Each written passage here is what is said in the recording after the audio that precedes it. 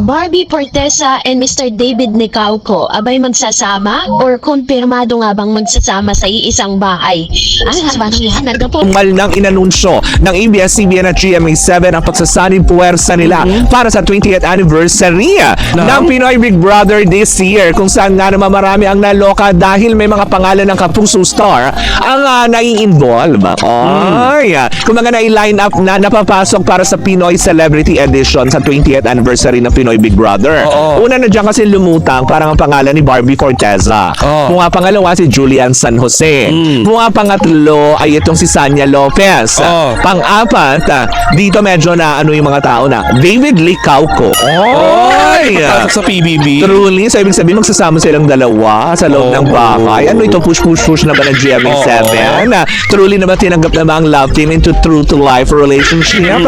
Parang ganun ba yan? Na-excite na ang ilan sa mga Barda fans matapos i-announce dito po sa isang radio station na ume-ere din sa YouTube, ang Energy FM Baklitas, kung saan kinumpirma po nila na si Barbie Fortesa and Mr. David Licauco ay magsasama nga sa isang programa or isang bahay. Dahil according po sa news ay nagbubukas na ulit ang iconic na bahay ni Kuya para sa isang historical first sa GMA Network and ABS-CBN partner for Pinoy Big Brother's 20th Anniversary Special at Pinoy Big Brother Celebrity Collab Edition. Ito ay ginawang official na yung araw ng January 28 sa isang contract signing na ginanap sa loob ng PBB House. Present during the events were GMA Network President and Chief Executive Officer Gilberto R. Duavit Jr., Executive Committee Chairman Joel G. Jimenez, Senior Vice President of Programming Talent Manager Worldwide and Support Group President CEO of GMA Film Attorney Annette Gozon Valdez, and First Vice President Sparkle GMA Artist Center and Talent Development Management Joy Marcelo. So kasama rin dito ang ilan sa mga executive ng ABS-CBN na si Mr. Carlo Katigbak, ang COO na si Ms. Cory Vividanes at ang Group Chief Financial Officer Ricardo Tan and Head TV Production Star Magic Laurenti Jogi. So dito po ay marami po tayong mga aabangan sapagkat ito po yung pinaka-biggest collaboration ng ABS-CBN at ng GMA kung saan magkakaroon po ng Pinoy Big Brother Celebrity Edition. No? Magsasama po ang GMA Sparkle Artist and ang artista po ng ABS-CBN, ang Star Magic. So, dito po is talagang marami na excite dahil nga nabanggit ang pangalan ni Miss Barbie Fortesa at ni Mr. David Licauco na kabilang sa mga list na magsasama dito po sa naturang bahay ni Kuya. Marami tuloy ang mga nagtatanong kung ito na nga ba ang confirmation na talagang open na ang GMA sa relasyong nabuo, no, or nabubuo or mabubuo sa loob ng bahay ni Kuya between Barbie Fortesa and Mr. David Licauco. Matatandaan na si Miss Barbie Fortesa ay nag-iimbita na magkakaroon po siya ng serye, no, or isang programa kung saan kasama po ang isang Korean actor sa Daig Kayo ng Lola Ko. So, ito naman si Mr. David Licauco habang inaantay po yung pang-showing ng movie nila ni Miss Sanya Lopez. Pero, according to Barda, is hindi pa rin naman po natatapos or hindi naman po binuwag yung kanila pong tambalan dahil mas paiigtingin pa yung kanila pong tambalang Barda this year 2025. Ngayon pa, sila po ay parehas ng single at talagang ready na po silang gawin kung ano man yung mga ipapagawa or proyekto na nakalaan para sa kanilang dalawa. So, dahil dyan, mag-antay po tayo ng ilan sa mga updates, ano, patungkol dito sa bagay na to dahil talaga namang excited na ang lahat ng mga Barda fans. Sabi nga po ng ABS-CBN that they're really excited to collaborate with ABS-CBN to bring the Filipino audience the country's longest running reality show, Pinoy Big Brother. Sabi niya, abangan ninyo ang pagsasama ng kapuso at kapamilya housemates sa teleserye ng totoong buhay. Malapit-lapit na sa GMA, pahayag ni Attorney Gozon Valdez. So, very excited at talaga namang happy to announce na yung 20th year ng PBB and 30th anniversary naman ng GMA is magkakaroon sila ng special collaboration. So, maganda pong abangan natin yan.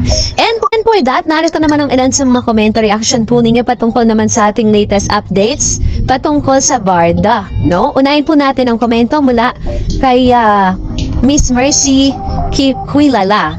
Sabi niya, sinayang mo Jack ang isang Barbie Fortesa. Akala siguro ni Jack na tamo patay na patay sa kanya si Barbie. Nung araw, lagi nilang mambobola si Barbie. Sorry, Jack.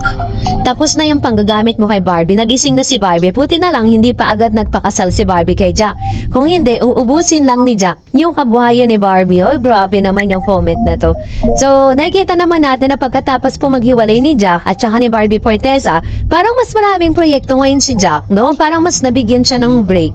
Sabi ni Miss Bernadette De Leon, bakit anong masama sa mga sinabi ng mga tao nanonood? Natutuwa ang mga tao sa kanila, naging relasyon nila 7 years na sa collab team lang sila.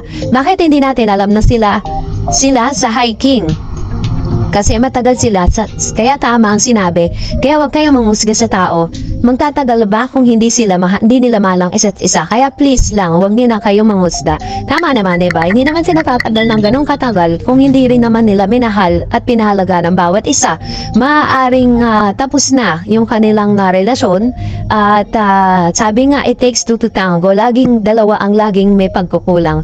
Sabi ni Miss Ardiso, tama lang ang desisyon mo, Barbie. Isipin mo, marami kaming mga Barda supporters and we love you, Barda, forever. Ayan, no? So, siya naman po yung sumusuporta dun sa desisyon ni Miss Barbie Forteza. Kasi if she think na talagang yun yung magiging dahilan para po hindi mapurso yung teams niya, mas pinili niya siguro yung kanyang career over dun sa kanyang love life. Sabi ni Miss Marisa, sana gumawa ng drama si B at si K. Kim B, bagong partner ang drama action comedy. Drama, bagay na bagay sa kanila. Please, bagay din sila. More project day kay ng lola ko episode. Sabi ni Miss Rodora Crisostomo, bayad na lang talaga, okay na ako. Okay na. Kaya, wag na makisaw-saw pa mga iba dyan. Alam na natin na sila na siguro meant to be. Lalo na ngayon single lang naman si mainam nga yun, malaman nila kung talagang bang si Barbie ay para kay David. Wait na lang tayo, pero sana sila na sa endgame. At happy ako kung sila na talaga. Love it, Barda, you're the one. Kakilig kasi sila sa totoo lang. Ayan, so ito naman yung kanyang komento with regards to this, ano. And talagang marami na rin po talagang supporters ang Barda. At hindi na rin talaga matitinag ang mga Barda fans dahil parang although marami po talagang nagtampo sa GMA nung pinaghiwalay sila ng proyekto, parang pinartner sila sa iba-ibang mga actors and actress. And sabi ni Ma'am Teresita, sorry na lang, hindi pwede magkabalikan ng Barda. Kabalikan, Barda na okay na yung 7 years. Tama na, wag nang guluhin si Barbie at David. Masaya na ang dalawa. Yan, ito naman yung kanyang wish. Kasi marami nagwi-wish na baka daw dumating yung time na magkabalikan, chuchu, ganon. Pero ito naman yung kanyang wish for Barda. So that's it for today. For more videos and updates, please don't forget to like and subscribe, and please don't forget to follow my Facebook page, Dar Edge TV. God bless everyone!